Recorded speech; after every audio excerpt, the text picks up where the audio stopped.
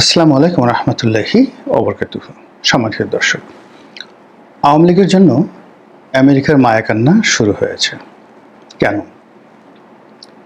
বাংলাদেশে প্রায় সবাই জানেন যে আওয়ামী লীগের পতনের পেছনে আমেরিকার হাত ছিল। এটিকে কেউ ডিপ স্টেট পলিসি বলছেন, কেউ এটাকে ডোনাল্ড লু, পিটার হাস এদের কারসাজি বলছেন, কেউ এটাকে মৃদু সেনা অভ্যুত্থান বলছেন, আর অনেকেই সেনাবাহিনী, জনতা, ছাত্র সকলের একটা সম্মিলিত প্রচেষ্টা বলছেন। What ever maybe, Awami League পতনের পর আওয়ামী লীগের প্রায় সব লোক, তারা সেই ডোনাল্ড লু, deep state policy, George Saroj এবং তাদের সঙ্গে ছোটন গ্যাং, এই যে জিনিসগুলোর সামনে চলে এসেছে, এটাই এখন আওয়ামী লীগের নেতাকর্মীরা মূল্যায়ন করার চেষ্টা করছেন যে এটি কারা হলো এবং এই ঘটনার সঙ্গে আওয়ামী লীগের অভ্যন্তরে কারা কারা জড়িত, আমলাতন্ত্রে কারা কারা জড়িত, মিলিটারিতে কারা কারা জড়িত, এবং সেভাবে তারা কিন্তু প্রস্তুতি নিচ্ছেন রাজনীতিতে ফেরার জন্য। ইতিমধ্যে রাজনীতিতে নানা রকম শূন্যতা তৈরি হয়েছে, আর সেই শূন্যতার প্রেক্ষিতে একটা ভালো নির্বাচন, একটি স্ট্যাবল গভর্নমেন্ট এবং আমেরিকা যে স্বার্থগুলো চাচ্ছে সেই স্বার্থগুলো সংরক্ষণ করা একেবারে অসম্ভব হয়ে পড়েছে। এজন্য আওয়ামী লীগকে ছলে বলে কৌশলে নির্বাচন আনার জন্যে, রাজনীতির মূল ধারায় আনার জন্য নানা রকম চেষ্টা এবং তদবির তারা চালিয়ে যাচ্ছে গত 3 মাস ধরে। বহু বৈঠক বাংলাদেশে হচ্ছে গোপনে, বহু বৈঠক বিভিন্ন স্পর্শকতার জায়গাতে হচ্ছে, এবং আমরা যে জিনিসগুলো দৃশ্যমান দেখেছি, যেগুলো অস্বাভাবিক, যেমন প্রধান উপদেষ্টা ডক্টর মোহাম্মদ ইউনূসের সঙ্গে প্রধান বিচারপতির সাক্ষাৎ, তারপর সেনাবাহিনী প্রধানের সঙ্গে মির্জা ফখরুলের সাক্ষাৎ, এই জিনিসগুলো অস্বাভাবিক। রাষ্ট্রদূতদের সঙ্গে বা বিদেশি কূটনীতিবিদ যারা আছে তাদের সঙ্গে প্রধান বিচারপতির সাক্ষাৎ, প্রধান নির্বাচন কমিশনের সাক্ষাৎ, বাংলাদেশ থেকে উড়ে গিয়ে মার্কিন রাষ্ট্রদূত ইংল্যান্ডে গিয়ে বা লন্ডনে গিয়ে তারেক রহমান সাহেবের সাক্ষাৎ, আবার ডক্টর মোহাম্মদ ইউনূসের সঙ্গে তারেক রহমান সাহেবের সাক্ষাৎ, এই জিনিসগুলো রাজনীতির অস্বাভাবিক, এবং এই অস্বাভাবিকতা তখনই ঘটে যখন কেউ অস্বাভাবিক কিছু করতে চায়, যেটা জেনারেল একটা, যাকে বলা হয় ফেনোমেনা, একটা সাধারণ দৃষ্টান্ত। যখনই দেখবেন যে অস্বাভাবিক কিছু ঘটছে সমাজে, তখন দেখবেন যে তার অন্তরালে বহু অস্বাভাবিক, পর্দার আড়ালে অস্বাভাবিক ঘটনা ঘটে চলেছে। তো সেই অস্বাভাবিক ঘটনাগুলো হলো যে আওয়ামী লীগের বিরুদ্ধে বিচার হচ্ছে। ইতিমধ্যে আপনারা জানেন যে ডিজিএফআইতে যারা ডিজি ছিলেন, নজিরবিহীনভাবে আওয়ামী লীগ জমানার প্রায় সব ডিজিদের বিরুদ্ধে গ্রেপ্তারি পরোয়ানা জারি হয়েছে। বলা হয়ে থাকে বা শোনা যাচ্ছে যে এই বিচার প্রক্রিয়ার থেকে জেনারেলদেরকে ইন্ডিমিনিটি দেওয়ার জন্য সেনাপ্রধান সর্বোচ্চ চেষ্টা করেছেন বা করে চলেছেন। আই ডোন্ট নো, আমি এটা জানি না, কিন্তু অহরহই আলোচনাগুলো হচ্ছে। কিন্তু কেন? মূলত যারা ডিজি হিসেবে ছিলেন সবাই আওয়ামী লীগের দোসর ছিলেন এবং তাদের বিচার হওয়া উচিত, দৃষ্টান্তমূলকভাবে তাদের বিচার হওয়া উচিত। তো এটা কেন যাকে বলা হয় ইন্ডিমিনিটির আওতা আনতে হবে? কারণটা হলো এই যে এখান থেকে একটা সিন্ডিকেট করে কাজগুলো করা হয়েছে। ধরুন জাস্টিস সিনহাকে পিটানো হয়েছে, তো জাস্টিস প্রধান বিচারপতি সিনহাকে পিটানো হয়েছে, যিনি ডিজিএফের প্রধান ছিলেন, তিনি ছিলেন সেখানে উপস্থিত। তার সঙ্গে তো হয়তো ক্যাপ্টেন পদমর্যাদার একজন ছিলেন, লেফটেন্যান্ট পদমর্যাদার একজন ছিলেন, কর্নেল পদমর্যাদার একজন ছিলেন। তো যখন এটা ইন্টারোগেশনে আসবে, সঙ্গে সঙ্গে বাকি সবার নাম আসবে যারা এখন বাহিনীতে আছেন, কমান্ড পরিচালনা করছেন। তো এভাবে আসলে দেখা গেল যে এই 5 জন ডিজিএফআই কর্মকর্তা বা র্যাবের যে সাবেক কর্মকর্তা, তার সঙ্গে শত শত কর্মকর্তা যারা এখন স্টিল সার্ভিং। তো তারা কি করেছে? শেখ হাসিনার দোসর হিসেবে ডিজিএফআই ডিজি তিনি একটা কমান্ড ক্যারি করেছেন, আর সেই কমান্ডটা তিনি ইচ্ছা করলে অ্যাভয়েড করতে পারতেন ডিজি হিসেবে। এর কারণ হলো তিনি সব কথা মানতে বাধ্য নন। কিন্তু তার অধীন তিনি যখন একজন ক্যাপ্টেনকে বললেন যে ডু ইট, তখন কিন্তু তার কোনো অপশন থাকে না, তাকে সেটা মান্য করতেই হবে। তো এই ক্ষেত্রে যে সামরিক জটিলতা দেখা দিয়েছে বা কমান্ডিং জটিলতা দেখা দিয়েছে সেনাবাহিনীর ভিতরে, যেটা সেনাপ্রধান বলছিলেন যে পুলিশ থেকে শুরু করে অন্যান্য বাহিনীগুলো ভেঙে পড়েছে, কেবলমাত্র সেনাবাহিনী অক্ষত আছে। কিন্তু এই এখন যা কিছু চলছে এতে করে সেনাবাহিনী অক্ষত থাকবে না। এই কারণে আমেরিকা চাচ্ছে যে এখানে একটা সন্তোষজনক নিষ্পত্তি হোক।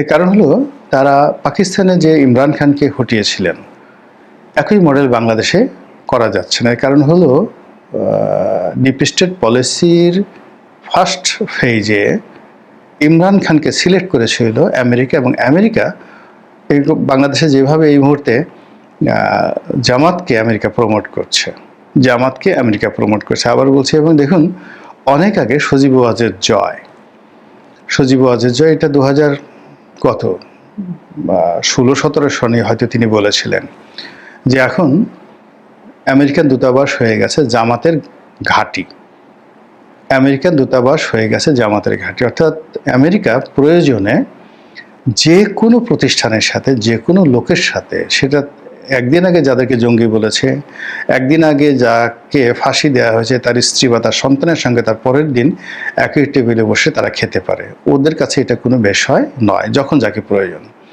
তো ইমরান খানকে যখন ক্ষমতায় বসানো দরকার, ঠিক সেই সময়টাতে দেখা গেল কানাডাতে প্রবাসী একজন প্রখ্যাত আলেম ডক্টর তাহের আল কাদরি, তো ডক্টর তাহের আল কাদরি থেকে শুরু করে আহলে সুন্নাত ওয়াল জামাতের যে বিশাল গোষ্ঠী, তাদেরকে আমেরিকা পিক আপ করলো এবং উনি পাকিস্তানে এসে বিরাট মার্চ করলেন ইমরান খানের পক্ষে। এরপরে ওখানে ডিজেল মাওলানা ফজলুর রহমান, তো জমিয়তে উলামায়ে হিন্দ, না ওটা জমিয়তে উলামায়ে হিন্দ না, ওর আমার মনে আসছে না, কিন্তু তাকে সবাই ডিজেল মাওলানা বা মাওলানা ফজলুর রহমান হিসেবে ছিলেন, খুব বিখ্যাত রাজনীতিবিদ। তাকেও আমেরিকা পুশ করে ইমরান খানের দলে ভিড়িয়ে দিল। অর্থাৎ এখন যদি ডক্টর মোহাম্মদ ইউনূসকে আপনি আমেরিকার প্রতিনিধি ধরেন, তো তার অক্সিলারি ফোর্স হিসেবে যাদেরকে আমেরিকা তার সঙ্গে জুটিয়ে দিয়েছে, ইমরান খানকেও ঠিক সেইভাবে তার সঙ্গে জুটিয়ে দেওয়া হয়েছিল। কিন্তু ইমরান খান দুটো কাজ করেছিলেন, তিনি ক্ষমতায় বসেছিলেন আমেরিকার তাবেদার হয়ে, কিন্তু ক্ষমতায় বসার সঙ্গে সঙ্গে তিনি পাকিস্তানের তাবেদার এবং নিজের দল প্রতিষ্ঠা করা, নিজের জনপ্রিয়তা অর্জনের জন্য মরিয়া হয়ে গিয়েছিলেন। আর সেকেন্ডলি তার মারাত্মক ভুল হলো তিনি ব্যাপক পূর্ব প্রস্তুতি ছাড়া সরাসরি সেনাবাহিনীর সঙ্গে কনফ্রন্টেশনে চলে গিয়েছিলেন, এবং সেনাবাহিনী পাকিস্তানে এতটা সুসংহত রাজনীতি, অর্থনীতি এবং কমান্ডিং ক্ষেত্রে বিশ্বে অন্য কোনো সেনাবাহিনী মানে এরকম না। মানে বলা হয়ে থাকে যে পৃথিবীর সব দেশেরই একটা করে সেনাবাহিনী আছে, আর পৃথিবীর একটা সেনাবাহিনী যার একটা দেশ আছে, সেটা হলো পাকিস্তান সেনাবাহিনী। অর্থাৎ ওখানে সেনাবাহিনীর বাইরে কোনো কিছু করা সম্ভব নয় টিল নাও, এখন পর্যন্ত। এটাকে ইমরান খান চ্যালেঞ্জ জানিয়েছিলেন। সেকেন্ডলি তিনি আমেরিকাকে যখন দেখলেন যে আমেরিকার সাথে তার হচ্ছে না এবং আমেরিকা তাকে শত্রু মনে করছে, তিনি অল্টারনেটিভ রাশিয়ার দিকে ঝুঁকার চেষ্টা করলেন, এবং এর ফলে তার পতন খুব দ্রুত চলে এলো। এক্ষেত্রে আমেরিকা 100% সফল হয়েছে পাকিস্তানে কয়েকটি কারণে। সেটা হলো ওখানে রাজনৈতিক দলগুলো, ইনস্টিটিউশনগুলো বাংলাদেশের মতো এভাবে ভেঙে যায়নি। আজ বিএনপি যত দুর্বল, জাতীয় পার্টি যত দুর্বল, মানে আওয়ামী বিরোধী শক্তি দুর্বল, এমনকি আওয়ামী লীগও দুর্বল, এটা পাকিস্তানে নেই। পাকিস্তানের প্রায় সব রাজনৈতিক দলগুলো মোটামুটি সক্ষম। সেটা বিলাল ভুট্টোর দল বলেন, নওয়াজ শরীফের দল বলেন, তারপরে ইমরান খানের দল বলেন, মানে তারা একে অপরের বিরুদ্ধে বিষোদ্গার করেছে, কিন্তু রাজনৈতিক ইনস্টিটিউশনগুলোকে তারা কখনো ধ্বংস করেনি পাকিস্তান। সেকেন্ড থিং হলো সেখানকার জুডিশিয়ারি অত্যন্ত স্ট্রং, সিভিল সার্ভিস আরও স্ট্রং, আর মিলিটারির কথা তো বললাম। ফলে ইমরান খানকে কিক আউট করে যখনই আমেরিকা শাহবাজ শরীফকে পিক করলেন এবং শাহবাজ শরীফের সঙ্গে বিলাল ভুট্টোর পাকিস্তান পিপলস পার্টির বন্ধুত্বটা করিয়ে দিলেন, ফলে সেখানে সরকার টিকে গেল এবং আমেরিকা ঠিকই সেখানে ছড়িয়ে ঘোরাচ্ছে। কিন্তু বাংলাদেশে যে প্রবলেমটা হচ্ছে, যেহেতু এখানে জামাত, বিএনপি, এনসিপি এই রাজনৈতিক দলগুলোর গত 15 বছর ধরে, মানে এনসিপিতে একেবারে নতুন, আমি শুধু জামাত, বিএনপি, জাতীয় পার্টি এই 3টা দলের কথা বলি। শেখ হাসিনা যে কাজটি করেছেন, এদের সবাইকে নির্বিষ করেছেন, সবার মেরুদণ্ড ভেঙে দিয়েছেন, সকলের মধ্যে আতঙ্ক তৈরি করে ফেলেছেন এবং সকলের চিন্তা শক্তির, স্বপ্ন এবং নেতৃত্ব দেওয়ার ক্ষমতা এবং সাহস একেবারে মাইনাস করে দিয়েছেন। আর যাকে ক্ষমতায় বসানো হয়েছে, ডক্টর মোহাম্মদ ইউনূস, মানে তিনি না ইমরান খান, না হামিদ কারজাই, না ডক্টর ইউনূস, না হাসিনা, না কোনো কিছু। মানে তিনিও যেটা হলো যে তার দুটো রূপ। আন্তর্জাতিকভাবে তিনি বেশ নামকরা বাকপটু, কথাবার্তা, কিন্তু দেশের মধ্যে রাজনীতির সাথে, অর্থনীতির সাথে, জনগণের সঙ্গে তার কখনোই সম্পর্কটা ছিল না। 2 নম্বর হলো তিনিও অন্যান্য রাজনৈতিক দলের নেতাদের মতো শেখ হাসিনার দ্বারা ব্যাপক নির্যাতনের শিকার হয়ে একজন ভীত মানুষে পরিণত হয়েছেন। ফলে গত 14 মাসে আমেরিকা সর্বোচ্চ চেষ্টা করেও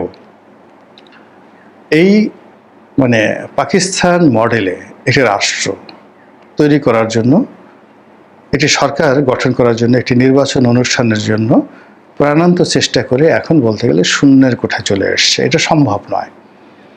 কোনো অবস্থাতেই তারেক রহমান সাহেবকে দেশে আনা যাচ্ছে না, বিএনপিকে মূল স্রোতে নেওয়া যাচ্ছে না, বিএনপির সঙ্গে জামাতের একত্র করা যাচ্ছে না, জামাতের সঙ্গে হেফাজতের বন্ধুত্ব করা যাচ্ছে না, এনসিপির সঙ্গে জামাতের সম্পর্ক থাকছে না, ইউনূস সাহেবের সঙ্গে উপদেষ্টা থাকছে না। সব মিলিয়ে মানে যারা এটার আয়োজকরা সবাই হতাশ হয়ে পড়েছেন এবং সেই কারণে এখন আওয়ামী লীগ যেহেতু মানে ইতিহাসের সবচেয়ে একটা যাকে বলা হয় নাজুক অবস্থায় আছেন আওয়ামী বিরোধীদের দৃষ্টিতে, তারা মনে করছেন যে খুব দ্রুত এদের কয়েকজনের ফাঁসি হয়ে যাবে এবং যদি আগামী নভেম্বরের মধ্যে, ডিসেম্বরের মধ্যে 2-4 জনের ফাঁসি হয়ে যায় তাহলে আওয়ামী লীগ আরও ভয় পেয়ে যাবে। তাদের যদি অনেক লোকের সাজা হয়ে যায় তারা নির্বাচন করতে পারবে না। তো এরকম একটা দুর্বল অবস্থায় যখন আওয়ামী লীগকে ভালো একটি প্রস্তাব দেওয়া হবে তখন আওয়ামী লীগ সেটা গ্রহণ করবে। কিন্তু আওয়ামী লীগ তো জানে যে অতীতে আমেরিকান পলিসি এবং ভারতের যে পলিসি, সেই পলিসি অনুযায়ী শেখ হাসিনা কীভাবে বিরোধী দলকে হ্যান্ডেল করেছে এটা শেখ হাসিনা ভালো করে জানে। যেমন 2018 সালের নির্বাচন, তো 2018 সালের নির্বাচন, 2014 সনের নির্বাচন, এই পুরো নির্বাচন, অর্থাৎ এই নির্বাচনে যেন বিএনপি অংশগ্রহণ না করে 2014 সনে, এটা পশ্চিমাদের একটা মন্ত্রণা ছিল ভারতের প্ররোচনা এবং শেখ হাসিনাকে একটা ওয়াকওভার দেওয়ার জন্য। বিএনপি বুঝতে পারেনি, শেখ হাসিনা জানে আমেরিকা এই কাজগুলো করে। আবার 2018 সনে শেখ হাসিনাকে আইনগতভাবে শক্তিশালী করার জন্য সমস্ত রাজনৈতিক দলকে একত্র করে নির্বাচনে যে আনা হলো, এটার পেছনে আমেরিকার একটা পলিসি ছিল শেখ হাসিনার পক্ষে। সেটা শেখ হাসিনা ভালো করে জানে। আর 2024 সনে কি ঘটেছে সেটাও শেখ হাসিনা ভালো করে জানে। তো কাজেই তিনি বা তার দল একটা রাবার স্ট্যাম্প হবে এবং আমেরিকার এজেন্ডা বাস্তবায়ন করার জন্য সংসদে 30 জন, 40 জন, 50 জন এমপি পাঠিয়ে হৈহুল্লোড় করবে। আর মামলা মোকদ্দমা একই সঙ্গে চলতে থাকবে, জেল ফাঁস একসঙ্গে চলতে থাকবে, আবার পার্লামেন্টেও একসাথে যাবে। অর্থাৎ 2018 সনের নির্বাচনে যে 6-7 জন এমপি বা 6 জন এমপি সংসদে পাঠিয়ে বিএনপির যে করুণ দশা হয়েছিল, ঠিক আওয়ামী লীগের জন্য ওইরকম একটা করুণ দশা তৈরি করার ক্ষেত্রে আমেরিকা এই মুহূর্তে যে চেষ্টা চালাচ্ছে, এটা আওয়ামী লীগের টপ তুলো সবাই বুঝতে পারছে।